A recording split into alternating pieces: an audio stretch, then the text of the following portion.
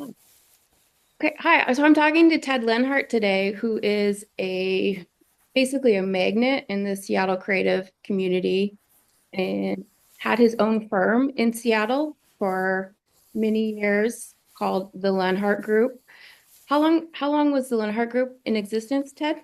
I think it was 15 years. Okay. Yeah, Yeah, yeah. and was sort of the branding and design firm in Seattle for a long time. Hmm. And over years transitioned to um, helping other firms find creative employees and did a lot of different roles in the creative world. But now what you do is you help creative people find their way in the world or in this really confusing landscape that creative people have found themselves in.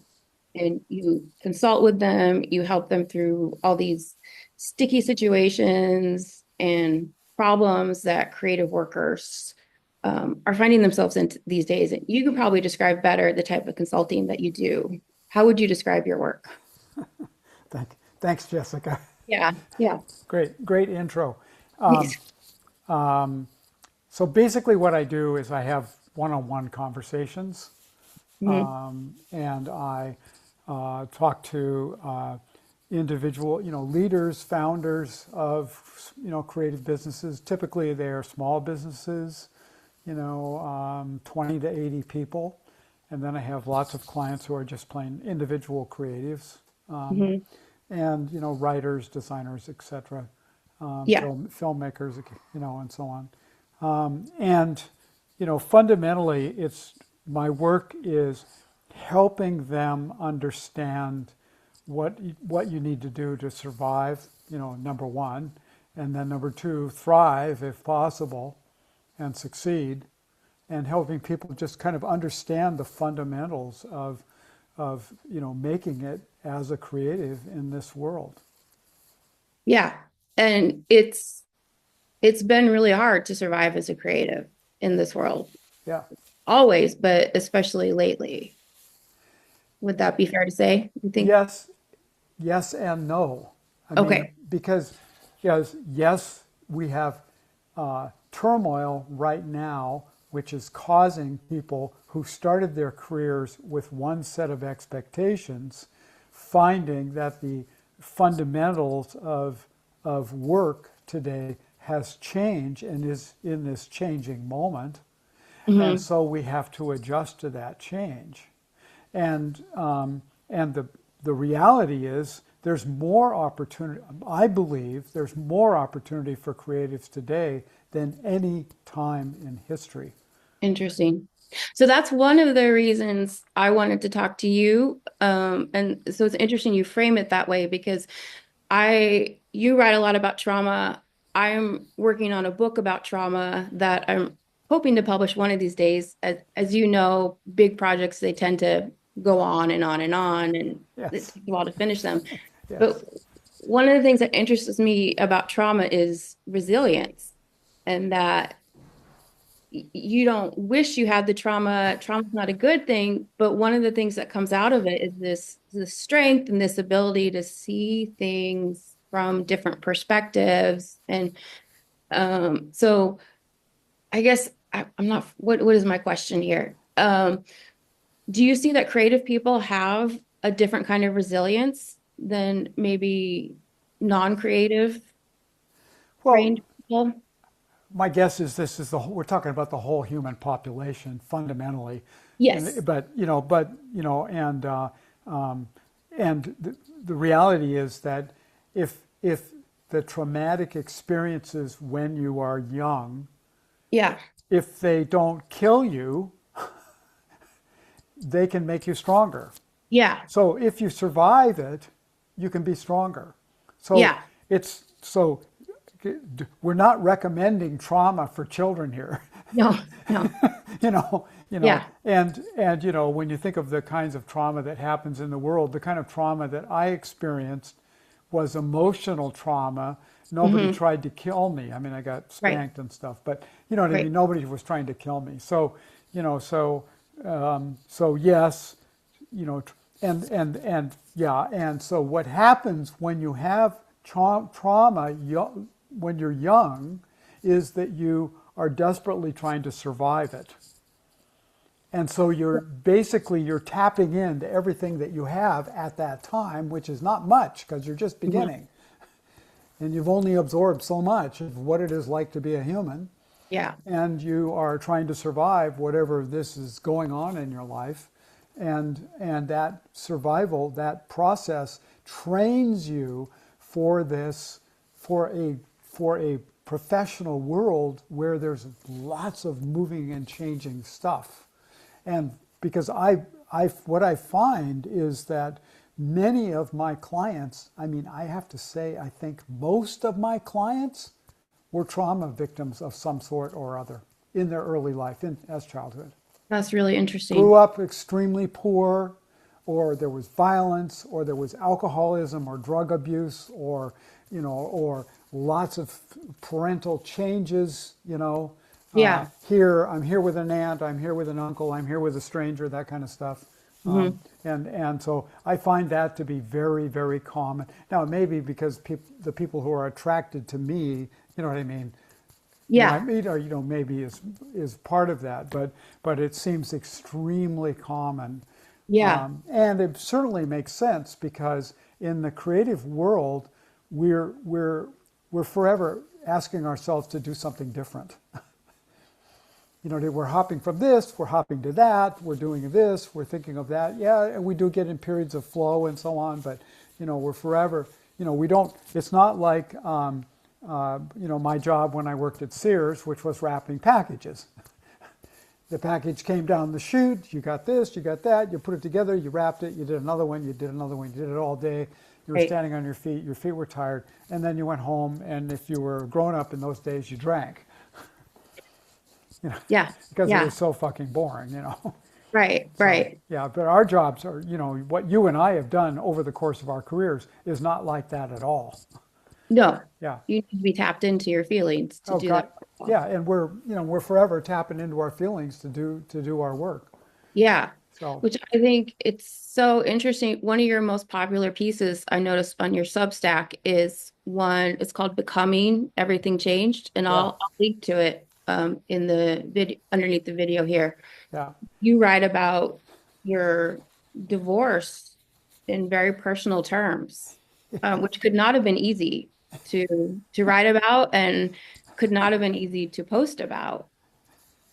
Um, but you also I think it's really interesting. You intersperse that difficulty with a work difficulty that happened at the same time, getting fired and kind of everything falling apart in your marriage and everything falling apart at work at the same time, and how they're interrelated, which, when at first glance, it's like, oh man, everything fell apart in both worlds at the same time.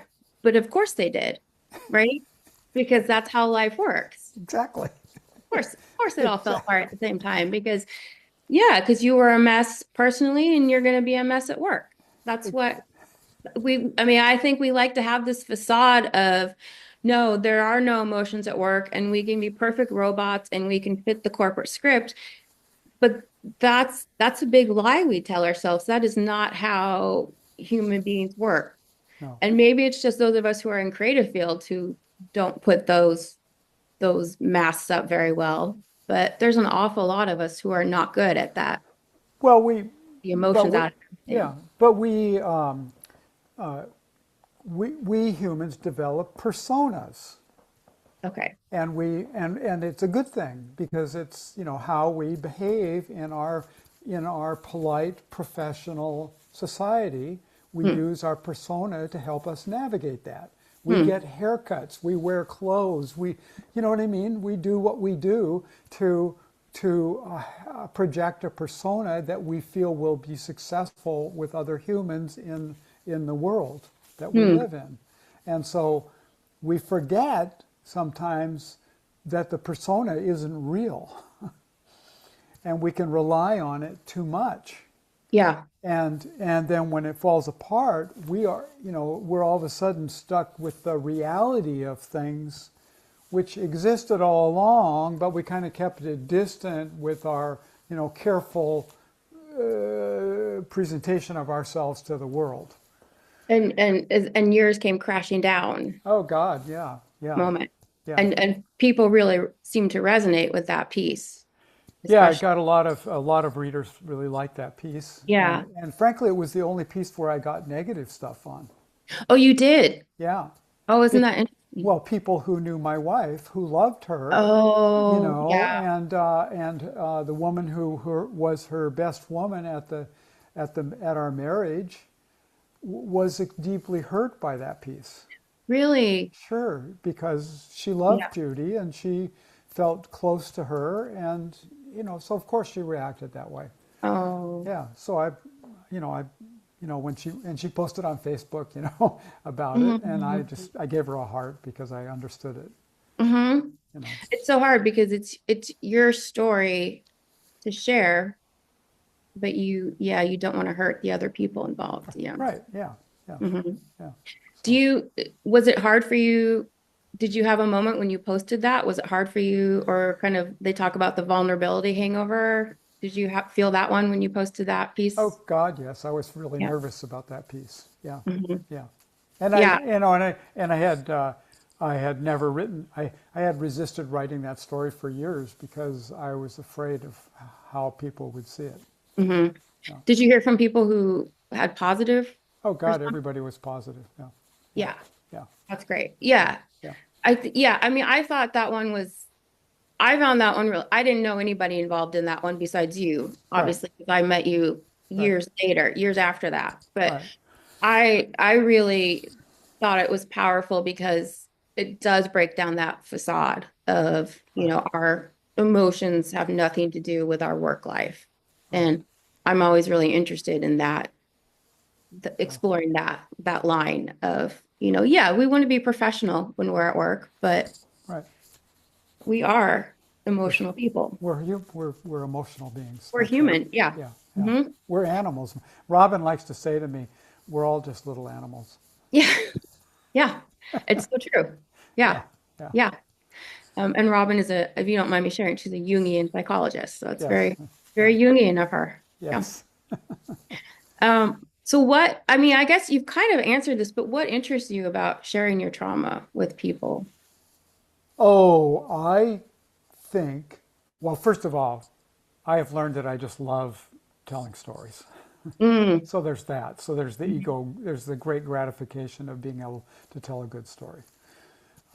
But there's also people, the community that I'm a part of, it helps them to understand these realities about what life is really like, the Yeah. struggles that we really have, Yeah.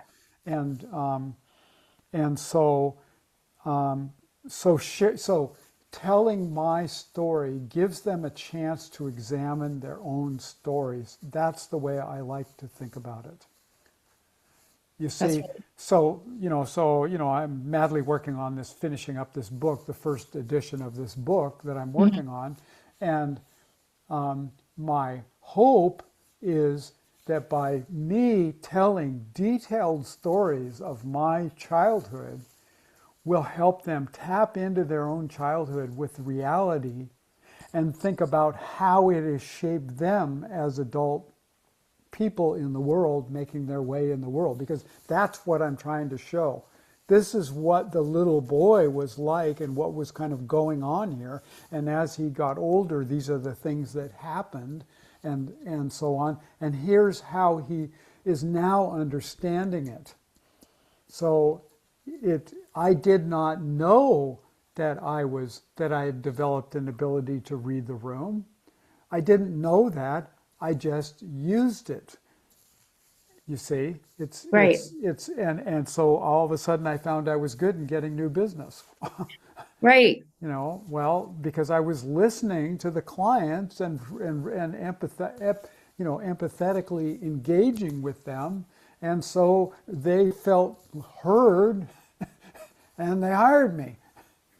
I think that's a good classic example of how trauma can impact people in their careers, is that you grow up with some childhood trauma, you become a little hyper vigilant or really good, sensitive to, okay, I need to watch other people.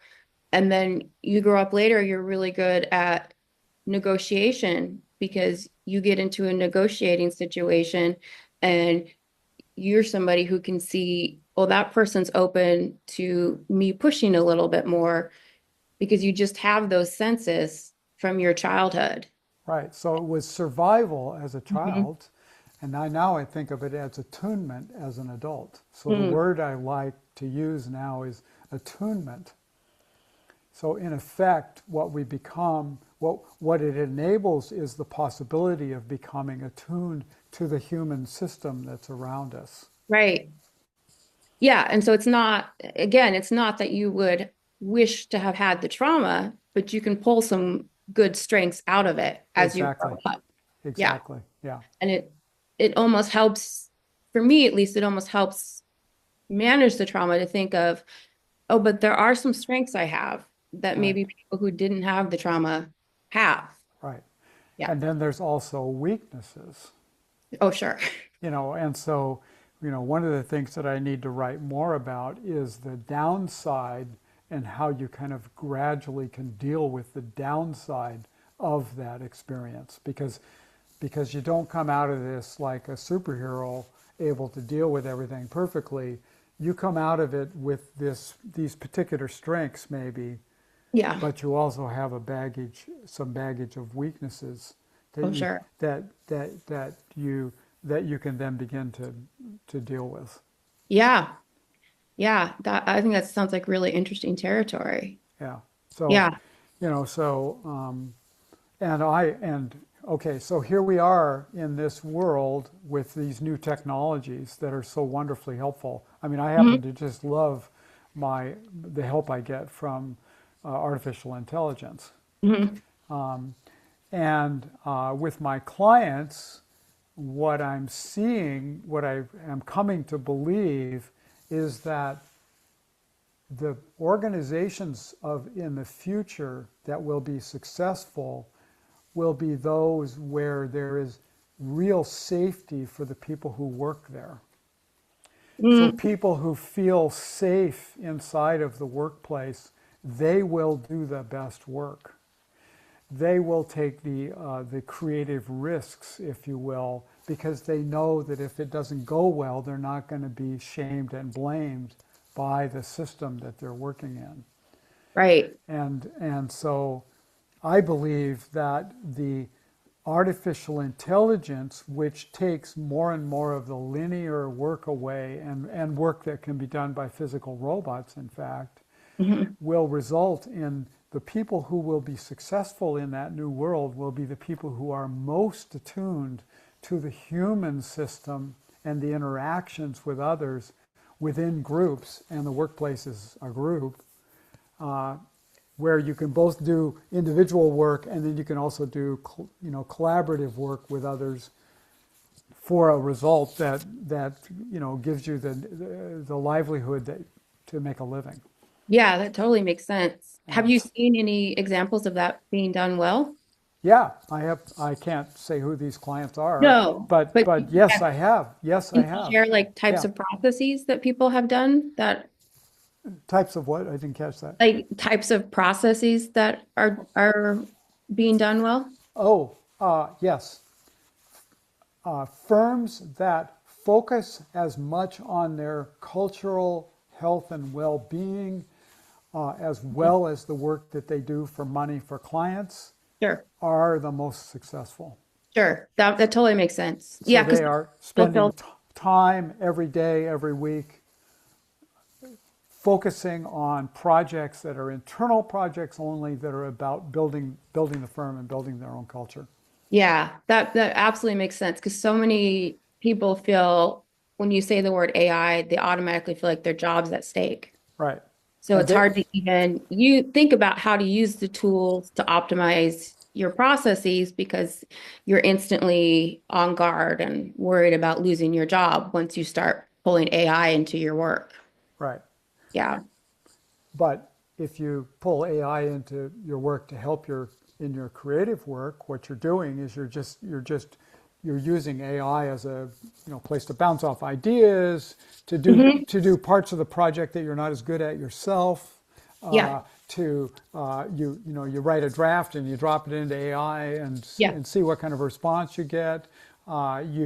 You build your own little AI interaction with a particular section of the AI so it really understands what you're trying to do, Yep. so you can do repeated things with it and so on. These are wonderful tools for creatives. Yeah, just to give one example, a lot of times I have to, write similar speeches for the same type of event year after year after year. And I can pull one from a past year and throw it into AI to say, can you do a quick revision for this year? Right. And then you want to put a human brain on it because you never want to have AI give the final product. But yeah, it to give, it can save so much time to give you that first pass of something, Yeah. especially when it's something that you do over and over and over again. Yeah.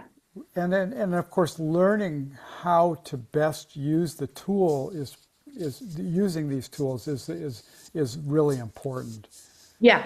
Because one of the things I posted a piece on Substack. Oh, it's probably a year ago now, where I relied too heavily on AI, Oh, and one of my readers asked me the point. He said, "Ted, are you using AI in the yeah. comments?" Okay, Yeah. and and then somebody else asked me some questions about that piece after the fact. Uh-huh. I couldn't remember it, Oh no. and the reason, of course, is I hadn't written it, Yeah. so I hadn't gotten through the process, which would put it into my memory. Right. And then I was talking to a colleague at a little event the other day, and he was telling me he was at his doctor, and his doctor was no longer typing in the notes during the Yes. session Hmm. because the AI was recording it and doing the Yes. notes for him. And he said the downside is he can't remember. He can't remember what his thoughts were after the fact. Oh, the Because he doc. didn't type, yeah, because he didn't type it in Oh. himself, you see, so he didn't run it through his own head. Oh, I never thought of that. I know it Yeah. like it can save doctors time and then patients say they get more eye contact or Yeah, the up. no, I it's hadn't not, heard about it yeah. impacting their Oh, interesting. Yeah, so he said, basically when the new patient, in the old days, he wouldn't have to even refer to his notes because he would remember, Sure. and maybe he'd look at the notes quickly, but now he said he has to actually read the notes carefully because he didn't write them. Interesting. Yeah. Yeah, because it's gonna change things like for good and bad, So it's right? important to figure out how to use the tool. I mean, that's Yeah. these tools. That's Yeah. all. And Yeah. it's interesting you mentioned memory because a colleague of mine found a study, and I don't remember where the study came from, but she said she'd heard that people who read content that's exclusively created by AI without any human editing, the readers tend to completely forget it 30 Huh. minutes after reading it. Huh. Yeah. Yeah. So that always makes me want to make sure I put a human brain to it, at least a little bit, Yeah. because um, it's, yeah, you don't want people to forget what you write. No. Hmm. Yeah. That's, That's yeah, not the point. no, absolutely not. So you mentioned your book. I want to make sure we talk about your book. What is what is the plan with your book? So I just I came up with 6 different covers. Yeah, I sent them out to my Substack readers and my email readers and so on, and got wonderful response, that's uh, amazing. which was really gratifying. Yeah. And I mean I've gotten a couple hundred responses. Uh, So, where people write me notes, sometimes, and also people actually suggesting other covers. So I have 4 or 5 people actually design new covers for me.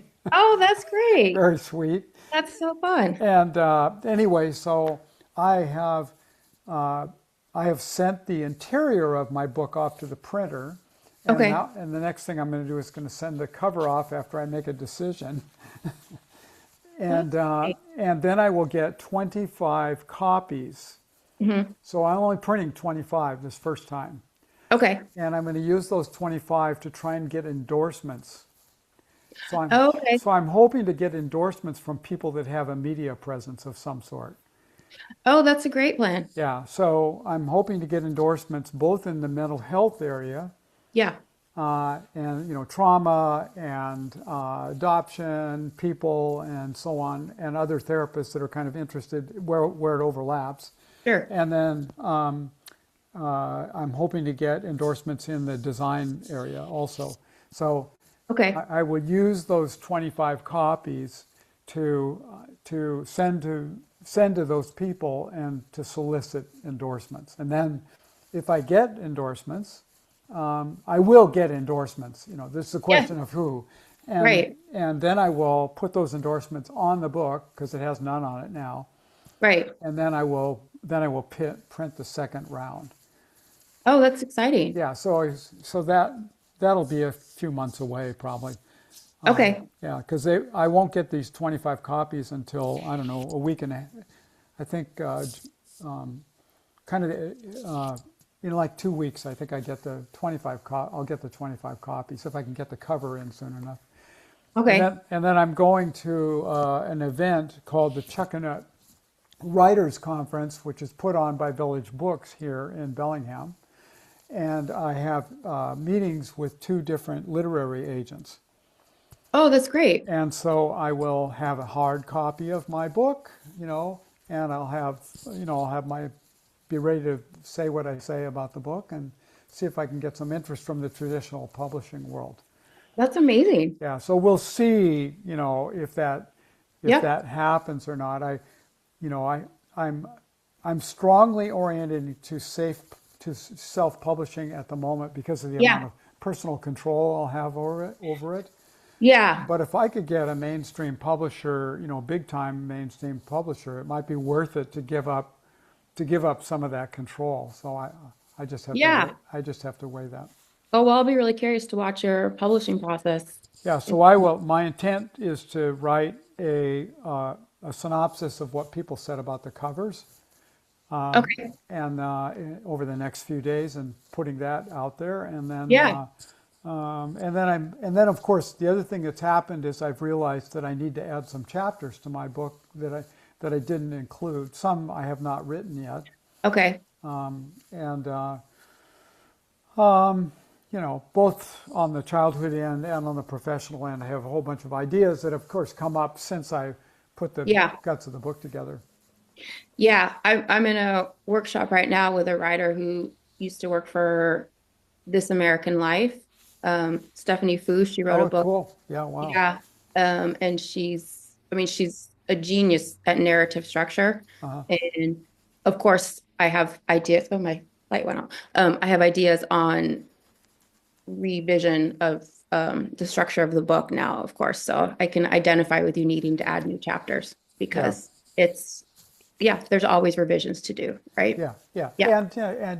And what happens is you get feedback and you learn things as you go along, It improves your process. and then you adjust it accordingly. And the Yeah. technologies today allow that. So Yeah. So it's been amazing though. I should share with people some of the feedback I got because I'm sure there's lots of people working on books also in the world. But as you were talking, I wanted to make sure to call out where if somebody's watching who's in the mental health field or in media and wants to give you an endorsement, where should they contact you? at my email, send me an email. Okay. Or reach me on LinkedIn, or, Okay. or, or through Substack. Okay. Yeah. So, yeah, and my email is public. It's on my website. So, Okay. So yeah, just yeah, reach out to you anywhere. yeah, No absolutely. special Yeah, place.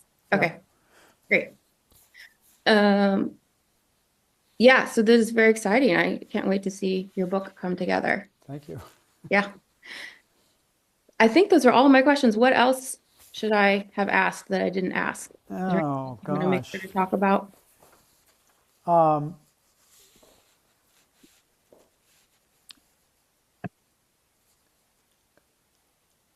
I think the broad subject if you think about history, the whole world of being a creative professional is very new. Yeah. And, it didn't even exist in the 1850s. Oh, that's interesting. I mean, it really didn't exist. I mean, there were publishers and books, and Yeah. so there was that kind of creative going on, and there were people, beginning to do photography and so on. Hmm. But it was brand new, and very few people were employed doing it. Now there are huge numbers of people employed doing what you and I do, Yeah. and that is a vast difference. Oh, that's really, I hadn't thought about that before. Raymond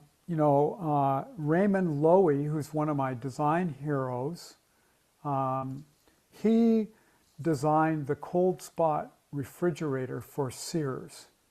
Oh, And it sold so successfully that he was put on the cover of Time magazine. And it showed the world that design could really have a huge impact on sure. production. Sure.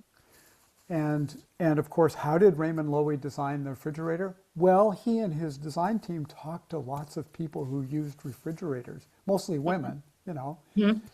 and they incorporated what they had to say in the design of the refrigerator, Sure.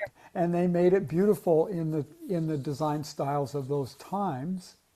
He said, we're talking the 1940s, I believe. And anyway, Raymond Loewy ended up on the cover of Time magazine twice. That's amazing. Steve Jobs ended up on the cover of Time magazine twice. Those are Okay. the only two creatives I know of who've ever ended up on the with that kind of, notoriety. Now, Time Great. magazine no longer has this place in our society that it No, it had doesn't. in that Yeah. time period. But anyway, so we're in a time where what we do now is everywhere, and the Yep. technology of digital and the communications of internet, and then now artificial intelligence makes possible lives in the world of creative services vastly wider than ever before. I have a client who was an amateur musician on the side all of his professional life, and he worked in marketing as a marketing professional. He never put the two together all of his working life up until now. And now, because he has a home studio where he made music for himself, and he's very tapped into the new technology that gives you tools for making Hmm. music, with Hmm. software and now AI, he's now helping people launch products in that category with his professional skills as a marketer and his so-called amateur skills as a musician. Oh, that's so exciting. And he's, you know, got a gig And probably having a lot more fun. and having a lot more fun. Exactly. Yeah. Oh, And you that's see, amazing. that kind of stuff is possible now. It was Yeah, never possible before. right. And this is so great because I think it's going to give a lot of people hope to think about those possibilities. Because I think a lot of people are disillusioned with the state of the work world right now. Exactly. Yeah. And at the same time, I have clients who grew up in extreme poverty, Hmm. where they were, their lives were at risk, building firms full of happy people doing cool work for giant Yeah. corporations, really busy doing cool stuff. Yeah. So it is possible to have a happy workforce. Absolutely. Yeah. Absolutely. Yeah. Yeah. That's awesome. So, yeah. So one final quick question. I want to ask everybody, trauma can make people struggle to have fun because we get caught up in survival mode, we get hyper vigilant. And so I just like to ask everybody, what's one thing that you do for fun just to help inspire other people with trauma how to have fun? Well, I love to draw. Okay. Yeah, And so because I that's love great. to draw, when I write a story, I always draw a picture to go with the story. You do. They all have your pencil illustrations, don't they? Exactly. Yeah. Yeah. And so I started life as being able to draw, and I'm still doing it. I'm probably better at it now than I was then, and and I love to draw, so I draw all the time, and I help my youngest grandson who is 18. Yeah. I help him with his drawing. Do you? Yeah, Oh, and and so to me, it's like incredibly fun. that's great. Yeah, Thank you for sharing that. sure. Yeah. My sister and her kids are great artists. I can't draw at all, but I love seeing the art from other people. So, Yeah, cool. yeah. All right. Well, thank you so much, Ted. I really appreciate your time Oh, today. God, Jessica, this was great. I really appreciate it. And fun to see Yeah. you. Oh, Yeah, good. I'm yeah, so glad. yeah, Well, thank you so much. yeah. Okay, Okay. bye. Well, bye.